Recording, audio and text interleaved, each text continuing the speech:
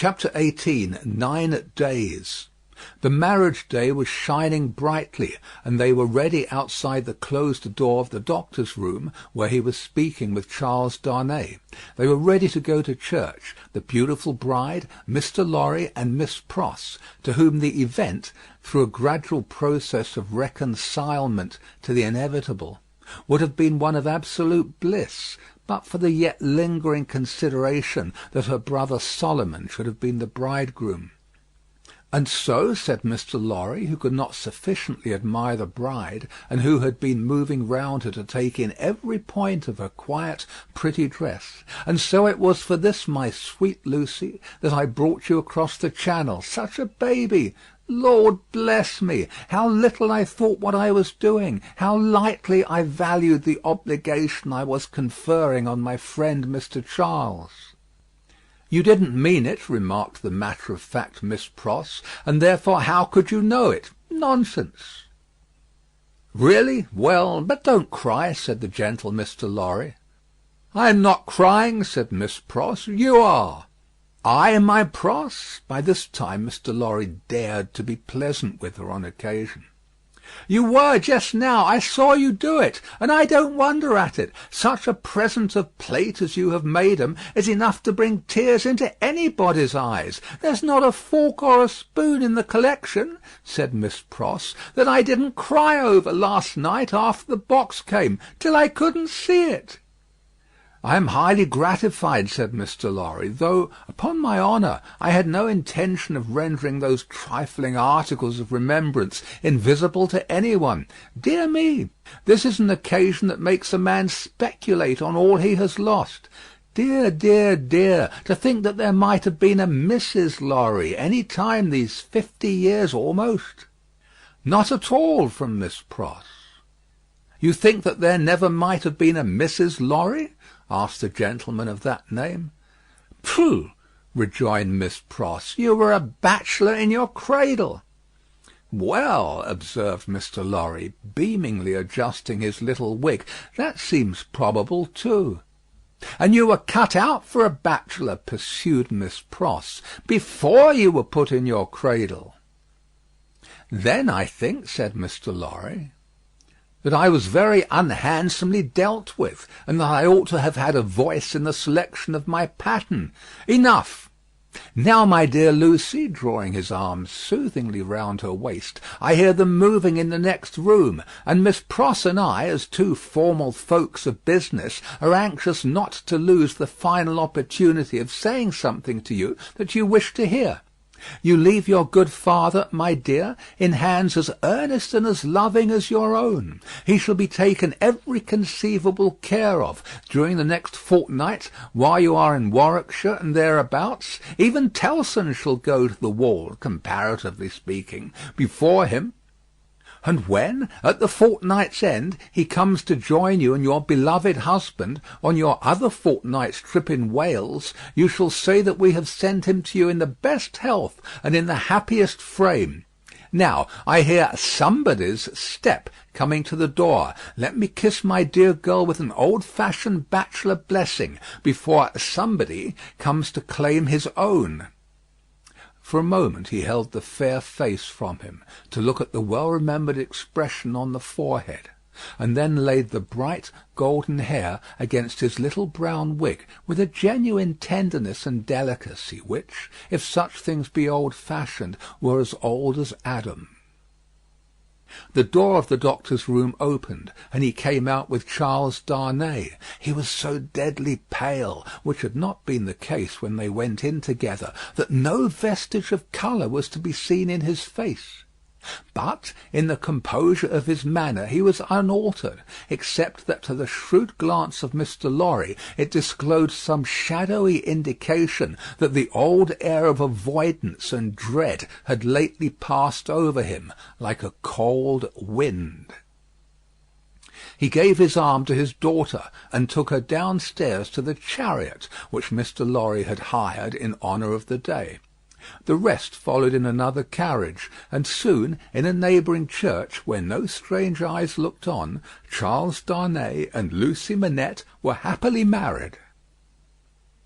Besides the glancing tears that shone among the smiles of the little group when it was done, some diamonds, very bright and sparkling, glanced on the bride's hand, which were newly released from the dark obscurity of one of Mr. Lorry's pockets. They returned home to breakfast, and all went well, and in due course the golden hair that had mingled with the poor shoemaker's white locks in the Paris garret were mingled with them again in the morning sunlight on the threshold of the door at parting. It was a hard parting, though it was not for long. But her father cheered her, and said at last, gently disengaging himself from her enfolding arms, "Take her, Charles, she is yours." And her agitated hand waved to them from a chaise window, and she was gone. The corner being out of the way of the idle and curious, and the preparations having been very simple and few, the doctor, Mr. Lorry, and Miss Pross were left quite alone. It was when they turned into the welcome shade of the cool old hall that Mr. Lorry observed a great change to have come over the doctor, as if the golden arm uplifted there had struck him a poisoned blow. He had naturally repressed much, and some revulsion might have been expected in him when the occasion for repression was gone. But it was the old scared, lost look that troubled Mr. Lorry. And through his absent manner of clasping his head and drearily wandering away into his own room when they got upstairs, Mr. Lorry was reminded of Defarge, the wine-shop keeper, and the starlight ride. "I think," he whispered to Miss Pross, after anxious consideration, "I think we had best not speak to him just now, or at all disturb him. I must look in at Tellson's, so I will go there at once, and come back presently. Then we will take him a ride into the country, and dine there, and all will be well." It was easier for Mr. Lorry to look in at Tellson's than to look out of Tellson's. He was detained 2 hours. When he came back, he ascended the old staircase alone, having asked no question of the servant. Going thus into the doctor's rooms, he was stopped by a low sound of knocking. "Good God!" he said with a start, "what's that?" Miss Pross, with a terrified face, was at his ear. "Oh me! Oh me! All is lost!" cried she, wringing her hands. "What is to be told to Ladybird? He doesn't know me, and is making shoes." Mr. Lorry said what he could to calm her, and went himself into the doctor's room. The bench was turned towards the light, as it had been when he had seen the shoemaker at his work before, and his head was bent down, and he was very busy. "Doctor Manette, my dear friend, Doctor Manette!" The doctor looked at him for a moment, half inquiringly, half as if he were angry at being spoken to, and bent over his work again. He had laid aside his coat and waistcoat. His shirt was open at the throat, as it used to be when he did that work, and even the old haggard, faded surface of face had come back to him. He worked hard, impatiently, as if in some sense of having been interrupted. Mr. Lorry glanced at the work in his hand, and observed that it was a shoe of the old size and shape. He took up another that was lying by him, and asked what it was.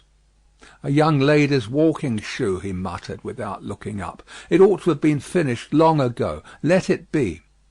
"But, Doctor Manette, look at me." He obeyed in the old mechanically submissive manner, without pausing in his work. "You know me, my dear friend? Think again. This is not your proper occupation. Think, dear friend." Nothing would induce him to speak more. He looked up for an instant at a time when he was requested to do so, but no persuasion would extract a word from him. He worked and worked and worked in silence, and words fell on him as they would have fallen on an echoless wall or on the air. The only ray of hope that Mr. Lorry could discover was that he sometimes furtively looked up without being asked. In that there seemed a faint expression of curiosity or perplexity, as though he were trying to reconcile some doubts in his mind. Two things at once impressed themselves on Mr. Lorry as important above all others. The first, that this must be kept secret from Lucy. The second, that it must be kept secret from all who knew him.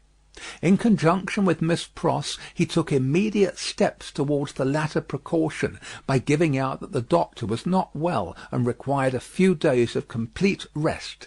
In aid of the kind deception to be practised on his daughter, Miss Pross was to write describing his having been called away professionally, and referring to an imaginary letter of 2 or 3 hurried lines in his own hand, represented to have been addressed to her by the same post.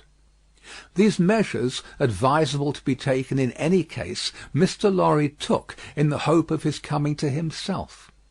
If that should happen soon, he kept another course in reserve, which was to have a certain opinion that he thought the best on the doctor's case. In the hope of his recovery, and of resort to this third course being thereby rendered practicable, Mr. Lorry resolved to watch him attentively, with as little appearance as possible of doing so. He therefore made arrangements to absent himself from Tellson's for the first time in his life, and took his post by the window in the same room.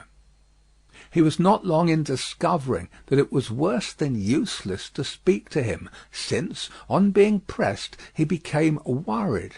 He abandoned that attempt on the first day, and resolved merely to keep himself always before him as a silent protest against the delusion into which he had fallen, or was falling. He remained therefore in his seat near the window, reading and writing, and expressing in as many pleasant and natural ways as he could think of that it was a free place.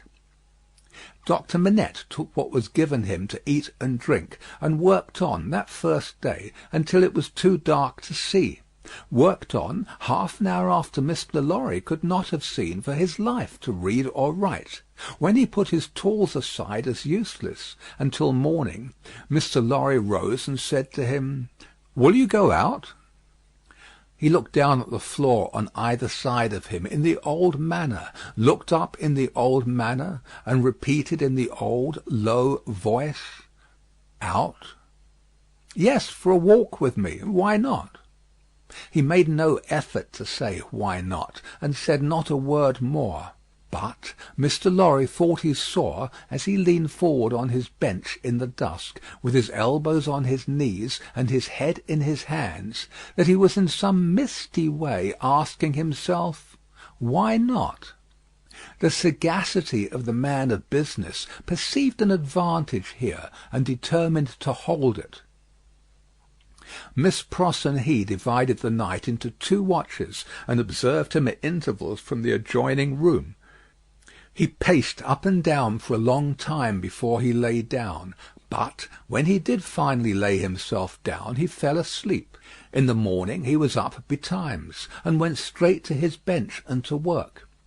On this second day, Mr. Lorry saluted him cheerfully by his name, and spoke to him on topics that had been of late familiar to them.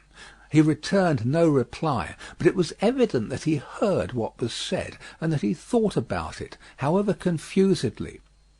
This encouraged Mr. Lorry to have Miss Pross in with her work several times during the day. At those times they quietly spoke of Lucy, and of her father then present, precisely in the usual manner, and as if there was nothing amiss.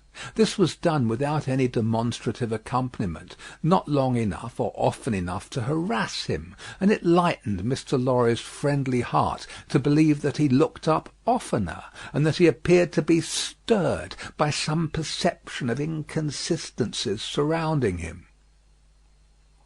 When it fell dark again, Mr. Lorry asked him as before, "Dear doctor, will you go out?" As before he repeated, "Out?" "Yes, for a walk with me. Why not?" This time Mr. Lorry feigned to go out when he could extract no answer from him, and after remaining absent for an hour, returned. In the meanwhile the doctor had removed to the seat in the window, and had sat there looking down at the plane tree, but on Mr. Lorry's return he slipped away to his bench. The time went very slowly on, and Mr. Lorry's hope darkened, and his heart grew heavier again, and grew yet heavier and heavier every day. The third day came and went, the fourth, the fifth, 5 days, 6 days, 7 days, 8 days, 9 days. With a hope ever darkening, and with a heart always growing heavier and heavier, Mr. Lorry passed through this anxious time. The secret was well kept, and Lucy was unconscious and happy. But he could not fail to observe that the shoemaker, whose hand had been a little out at first, was growing dreadfully skilful, and that he had never been so intent on his work, and that his hands had never been so nimble and expert as in the dusk of the 9th evening. End of Book 2, Chapter 18. Recording by Paul Adams. www.yawnguy.com